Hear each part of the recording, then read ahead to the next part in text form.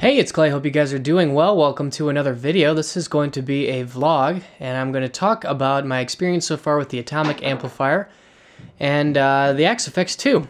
So I put up some videos a few weeks ago about comparing the XFX2 and the amplifier, and they were pretty well received. Got a lot of views on them so far, and I think people are generally interested in hearing comparisons.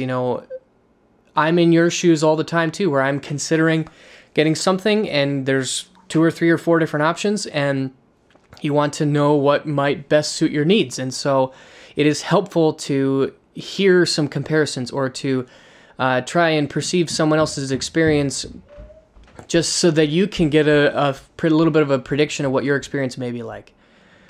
So yeah, I'm just going to talk about that. Now, I'm not going to have any music or sound clips in this video except maybe some background stuff, but this is just going to be a vlog.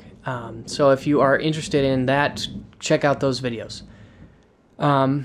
So I'm just going to come out and say it right now. I have sold my XFX2 and I am using the amplifier as the core of my primary rig. For me, it was not as hard of a decision as I thought it was going to be. When I actually put my name on the Atomic Amplifier waiting list as on a little bit of a whim, just because I was really curious about the unit, not because I was unhappy with the XFX. The XFX was fantastic. I had it for almost over 4 years. I used it a ton. So many videos on my channel are using the X. So many of my live performances have used the X. It's a great unit. But it's not perfect. And I was just very curious about the Atomic Amplifier. When I got it down in my basement and I started playing with it, I felt like the tones were there. The core amp sounds were there. Now, when you listen to the shootout, certainly there are some differences, and quite frankly, I learned a ton about making a video like that. It's really hard to get the levels to match perfectly. I mean, I spent hours trying to get the levels to be equal, and I still didn't quite get it right. It's really hard to get the EQ set properly. It's really hard to get the gain level set properly, and especially in a video like that comparison where I did the multiple different amps, these aren't necessarily tones I'm extremely familiar with, and I did all of it at once. So it's just it's difficult to really get a feel on a video. But, when I was playing with it in the room, I didn't feel like there was a huge quality difference in overall tone. Certainly there were some things that were just slightly different, more on like a preference thing, but the amped tones in the amplifier are really, really good, and they hang in with something like the XFX, which is pretty amazing. So I'm going to talk about why I switched. Because the amp sounds were so close, the amplifier has some really tremendous benefits, and I want to explain some of that. So for one, I want to talk about the XFX2. That unit is so incredibly deep and complex, and it is capable of doing literally anything that is imaginable with a guitar signal. I mean, you have some, like the amp parameter, you have, like just the basic page has more parameters than almost any other, just with treble, mid, bass, bright, fat, contour, presence. I mean, so many options. Then that's just on one page. There's 6 more pages with EQ, power settings, tube settings, voltage settings, transformer settings. I mean, there's compression. There's so many things that you can do just in the amp block. Same thing for the delays and the reverbs. It is so incredibly powerful. Now you get into stuff like the XY switching. I mean, my point here is that the XFX is like a Ferrari. And for my use, it was kind of like driving a Ferrari on a 2-lane highway at 55 miles an hour. While the Ferrari is certainly capable of going 200 miles an hour around a race course or whatever you do with Ferraris, I was basically using it like a Honda. So for me, the XFX was a little bit overkill. As I have evolved as a player, I've gotten to the point where in live use, I need one sound. It needs to be a Marshall Plexi, set to a pretty good crunchy AC/DC level, Jimi Hendrix level of gain. I need to be able to boost it into lead. I need to be able to roll back my volume for clean. I need 2 delays, dotted eighth, and a quarter note. I need an arena swell style reverb. And with those sounds, I can cover 95% of the stuff that I need to do. And I don't do a lot of amp switching. I don't use a lot of presets. That's just my preference. That's how I like to play. And so a lot of the things in the XFX just were overkill for my needs. And, you know, that's okay. But at the same time, I've also kind of been growing and evolving to the point where your gear is a little bit less important than maybe it was a little bit earlier in my life. With the amplifier, I can get pretty much the exact same level of tone and feel and inspiration at a much lower cost. And it's just as equally effective for me. In a live context, the minuscule difference in tone between the two is completely washed away. They both respond equally well in a live context. And so for me, the amplifier is a lot more practical for what I use. You know, if you're someone who takes advantage of all the things that the XFX can do, with the XY switching and the presets and the grid, the 16 block layout, it's amazing what you can do with that. But it's okay if you don't need all of that, and that's where I have kind of settled out. So overkill was part of it. Second, one of the things that I've really enjoyed about the amplifier is how it's a more modular design. Let me explain. So, for starters, it's more modular in the fact that I am just using the amplifier as an amp device. It's doing amp modeling, it's loading third-party impulse responses. I'm also using it for boosts. I use an EQ boost before the amp for a gain increase, and I use a boost after the amp for a level increase. That's about it.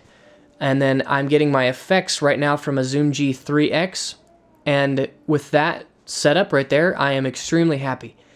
And to be, you know, I've always really liked the G3 series and really enjoyed their effects, but I never really liked the amp modeling. So, you know, the Zoom G3 is like a $100 pedal, and it does delays and reverbs so incredibly well. Why not take advantage of, you know, I'm getting tremendous value with functionally as a $700 6-button two multi-effects unit. And I'm covering just as much ground as I was covering with my XFX. You know, so you can take the parts of the amplifier that are weak and flesh it out or supplement or augment it with other pedals. And it's modular in that it doesn't have to be an all-in-one rig. You know, the main downsides of the amplifier is that there's only 3 switches, so you're limited as far as what you can do at your feet. And the effects, the routing just isn't that complex. It's not that the effects don't sound good. I think they sound great. On my basement clip, you can hear the tape delay. It sounds really good. But I need 2 delays. I need 2 reverbs per preset. And, you know, the amplifier can't do that. You know, having something that can flesh out its weaknesses, I don't feel bad in the slightest using the amplifier as a $600 amp in a box, because it does that amp in a box thing really, really well. And it's small enough that I can fit it on a pedal board, and I've got a pedal train coming in the mail, and I'm going to build a pedal board around it, and I'm excited about that. And you know what? When I've got the amplifier, I've got the G3X, maybe I'll get a reverb pedal, maybe I'll get a octave pedal, maybe I'll get a fuzz pedal, and I can build my ultimate setup. I don't have to make any compromises. You can go into the world of stomp boxes. There are a billion choices out there to suit your needs, and you can get a fantastic rig with exactly what you want and none of what you don't. While with the XFX or the Helix or a more all-in-one device like that, you know, the reality is that you are within that universe. So, for example, with the XFX, for a while, I was really, really into fuzz faces. I've built my own. I have 2 in my collection. I think they sound amazing. The fuzz face in the XFX never compared well with me to the real thing.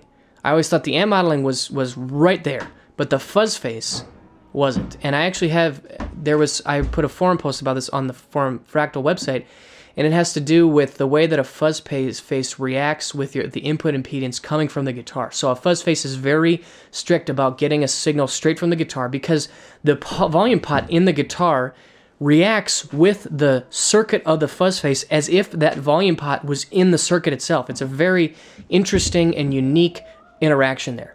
And because the Axe-Fx does this digitally in the way that the input is structured, you aren't getting that same, it's just not possible to get that same interaction. And so that was a bit of a sacrifice. You know, there were some very niche sounds that I really loved. Like if you really, really are into tape delay, the Axe-Fx has a really good tape delay algorithm, but you know, something like the El Capistan from Strymon is going to do that very specific sound better. Reverb. I really like the reverbs in the Axe-Fx, but man, there are some really killer ambient reverbs out there. And so now I can dip into those worlds and I don't have to make any sacrifices whatsoever. It's modular in that it lets me take what I want and I don't have to take anything that I don't. You know, the choruses and the phasers and some of those type of modulation effects that I don't use, it doesn't matter if that's a part of the package or not. I can get exactly what I want and none of what I don't. So the more modular approach really fits me. And from a size perspective, consider this. Previously, I had my Axe-Fx in one hand, I had my PA speaker in the other, I had my guitar over my shoulder, and then I had the Behringer FCB 1010 foot controller like under my arm or something. So I had 4 pieces of gear to carry. Well, now I'm down to 3 because I carry a pedal board in a soft case, I carry my FR speaker, my PA speaker in my other hand, and I put my guitar over my shoulder and I'm good to go. I really like being able to cut out one less instance in my rig. Now, you could say that the Fractal AX8 would give you that same setup, and frankly, the AX8 may be the perfect device for me. Maybe someday I anticipate I might try it. But for now, the Amplifier is really letting me accomplish what I want. So I'm really enjoying it. I really think it's more about finding the feature set that is right for you, rather than one is objectively better or worse than the other. It's more about finding the device that fits your needs and your budget, you know, because they both have different strengths and weaknesses. And so, anyways, I hope you guys enjoyed this. If you have any other questions or comments, please leave them down below. I'd be really curious to hear your thoughts. This is just one man's opinion. I hope this was helpful if you're considering, or if you're just curious what I thought, and I'll see you guys again soon. Bye.